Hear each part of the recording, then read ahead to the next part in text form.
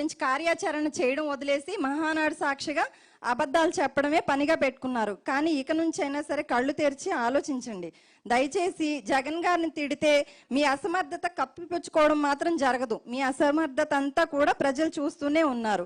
ప్రజలు మీ ఆర్భాటాలు, మీ గొప్పలు చెప్పుకోవడం అవేమీ చూడరు. కానీ వాళ్ళ ఇంట్లో ఏ పథకం వెళ్ళింది, ఏ సంక్షేమం అందింది అనేదే ప్రతి ఒక్క మహిళ చూస్తారు. ఈ రోజు సంక్షేమ పథకాలు అనేవన్నీ నిర్వీర్యం చేసేశారు. కాబట్టి ప్రతి ఒక్క మహిళ కూడా గమనిస్తూనే ఉంది రాష్ట్రంలో ఏం జరుగుతుంది అని. కాబట్టి ఈరోజు మహిళలు, రైతులు, యువత, పేదలు, అలాగే సంక్షేమం, సామాజిక న్యాయం అనేది ఎవరు కరెక్ట్గా చేశారు, ఎవరు చేయలేదు అనేది ప్రజలు ఖచ్చితంగా గమనిస్తూనే ఉన్నారు. దీనికి తగిన మూల్యం ఖచ్చితంగా 2 ఏళ్ల తర్వాత మీరే చూస్తారు. ప్రతి ఒక్కరు ఓటర్ ఏం తెలివి తక్కువ వాళ్ళు, అమాయకులు కాదు. ఈరోజు ప్రతి ఒక్కరి చేతుల్లోనూ ఫోన్ ఉంది. ప్రతిదీ దేశంలో కానీ రాష్ట్రంలో కానీ ఏం జరుగుతుందనేది ప్రతి ఒక్కరు గమనిస్తూనే ఉన్నారు. మీ పతనం మొదలవడానికి నాంది ఈ తాడేపల్లి నుంచే జరుగుతుందని చెప్పి నేను మనస్ఫూర్తిగా కోరుకుంటున్నాను. అలాగే ప్రజలకు కావాల్సింది రాజకీయ దూషణలు కాదు, కేవలం అభివృద్ధి, సంక్షేమం, ఉపాధి, అలాగే భద్రత. ప్రజలకు కావాల్సింది విలువలతో కూడినటువంటి మంచి పాలన అందించమని చెప్పి మిమ్మల్ని కోరుకుంటూ, జగన్ అన్న మళ్ళీ వచ్చే టైం కల్లా కూడా మీరందరూ దుకాణాలు సర్దుకోవడానికి రెడీగా ఉండమని చెప్పి కోరుకుంటూ, జై ఆంధ్రప్రదేశ్, అలాగే జై జగన్. థ్యాంక్ యూ అమ్మా. థ్యాంక్ యూ అమ్మా. హారిక గారు చాలా చక్కగా తనకి పర్సనల్గా ఏ విధంగా రక్షణ కల్పించలేని అసమర్థతతో ఈ ప్రభుత్వం ఉందో వివరించడం జరిగింది. ఆ రోజు మనందరం చూసాం. ఆవిడ కృష్ణా జిల్లాకి ప్రథమ పౌరురాలు.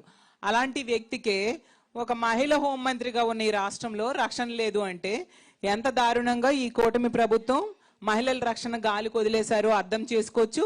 హారికమ్మ విషయంలో మనం ఇంకోటి కూడా గమనించాల్సిన విషయం ఉంది.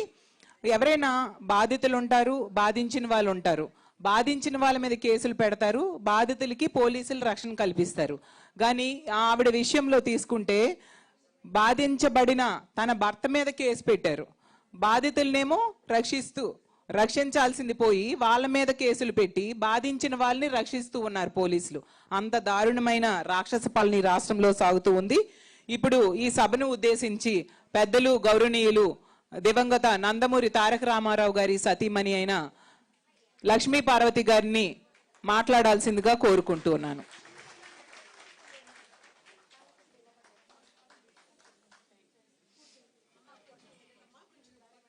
అమ్మ దారి ఇవ్వండి. ఆగొచ్చు కదా అమ్మ, రండి అమ్మా. దామా కదా 2 నిమిషాలు.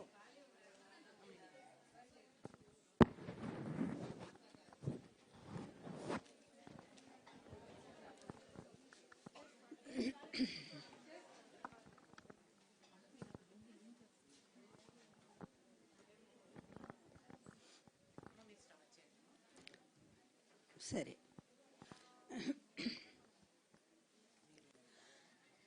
ముందుగా వైఎస్ఆర్ మహిళా సైన్యానికి నా హృదయపూర్వకమైన నమస్కారాలు అందజేస్తున్నాను. మన ఆర్మీ చీఫ్ అంతే కదా, కమాండర్. మీకు కమాండర్ అంటే వాడు గుర్తు రావాలి. నేతాజీ సుభాష్ చంద్రబోసు ఈ దేశాన్ని బ్రిటిష్ వాళ్ళు పరిపాలించే టైంలో ఆయన ఎన్ఐఏ కదా, నేషనల్ ఇండియన్ ఆర్మీ ఒకటి తయారు చేసి దాంట్లో అచ్చగా మహిళకి విభాగం ఒకటి పెట్టారు. ఫస్ట్ విభాగం కెప్టెన్ లక్ష్మి. అలాగే ఈరోజు మన వైఎస్ఆర్ కాంగ్రెస్ పార్టీ మహిళా విభాగం కెప్టెన్ వరుడు కళ్యాణి. ఎందుకంటే పెద్దల సభలో ఆమె అసలు లోకేష్ పారిపోతున్నాడు ఆమె ప్రశ్నలకు సమాధానం చెప్పలేక. అట్లా సెలక్షన్ నిజంగానే మళ్ళీ ఈరోజు మనం ఒక సైనికుల్లాగానే పోరాడాల్సినటువంటి పరిస్థితి వచ్చిందమ్మా. ఆ రోజు బ్రిటిష్ విధానాలు ఎలా ఉన్నాయో దేశంలో, ఈరోజు ఆంధ్రప్రదేశ్లో అవే బ్రిటిష్ విధానాలన్నీ కూడా అమలు చేస్తూ ఉన్నారు. ఇష్టం వచ్చినట్టు నిరంకుశ విధానాలన్నీ అమలవుతూ ఉన్నాయి. ఈ టైంలో మొన్న జరిగినటువంటి ఎలక్షన్లో మన జగన్ గారు ఓడిపోలేదు. గెలిచారు. నిజానికి 104 సీట్లతో ఆ రోజు జగన్మోహన్ రెడ్డి గారు గెలిస్తే, కానీ 11 సీట్లతో మనం ఓడిపోయినట్టు డిక్లరేషన్ ఇచ్చారు. అంటే రేపు మన బాధ్యత ఏంటనేది కొంచెం ఆలోచించాల్సిన అవసరం ఉంది. ఎందుకు మహిళా సైన్యం అన్నానంటే, ప్లీజ్ ప్లీజ్ రేపు ఎలక్షన్స్ని మనం ఎట్లా ఎదుర్కోవాలి, ఇది మెయిన్. ఇవన్నీ పథకాలు నిజంగానే దేశంలోనే జగన్మోహన్ రెడ్డి గారు అమలు చేసినటువంటి, ముఖ్యంగా స్త్రీల కోసం, మహిళా ఎంపవర్మెంట్ కోసం ఆయన చేసిన విధానాలు నాకు తెలిసి ఎవరు చేయలేదు.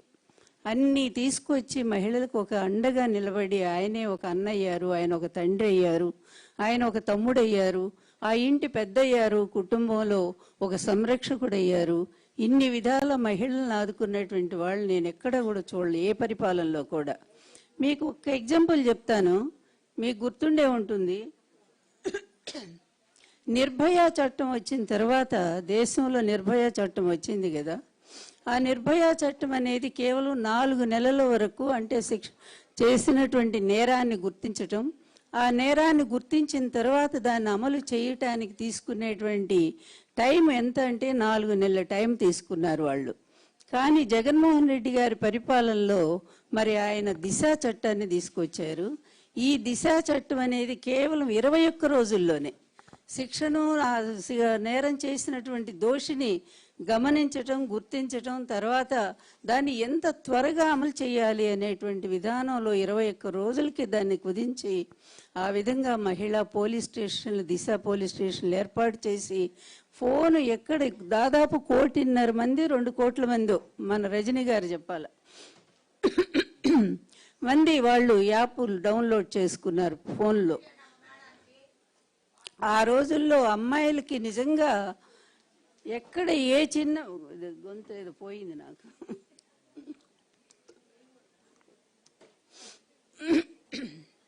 గొంతు పోయింది, నిజంగానే పోయింది.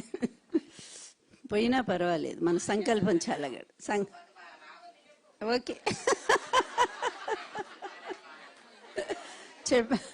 చెప్తా, మా అల్లుడు భాగవతం అంతా వినాలి కదా.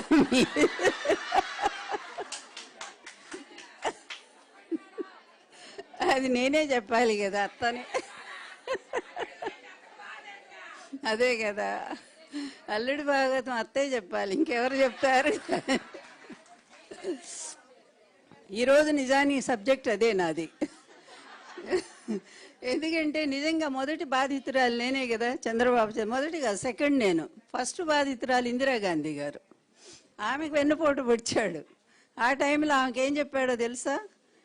అమ్మ, మీరు మా మామకి ఏమీ లేదు ఈ రాష్ట్రంలో, ఆయన రంగులు పూసుకొని ఏదో సినిమాలో యాక్ట్ చేస్తూ ఉన్నాడు, అందువల్ల కాంగ్రెస్ పార్టీ బ్రహ్మాండంగా గెలుస్తుంది, మీ పేరు అట్లా మారుమోగిపోతూ ఉంది, మీరు అనుమతిస్తే మా మామ మీద పోటీ చేసి నేను బ్రహ్మాండం గెలిచి వస్తే మీకు చూపిస్తాను, ఆ తర్వాత నన్ను సీఎం చేయండి అని చెప్పేసరికి ఆవిడ నమ్మి నిజమే అనుకొని, ఎన్టీఆర్కి అంత ప్రభావం లేదు, సొంత అల్లుడే చెప్పాడు కదా అని కొంచెం నిర్లక్ష్యం కూడా ఉంది.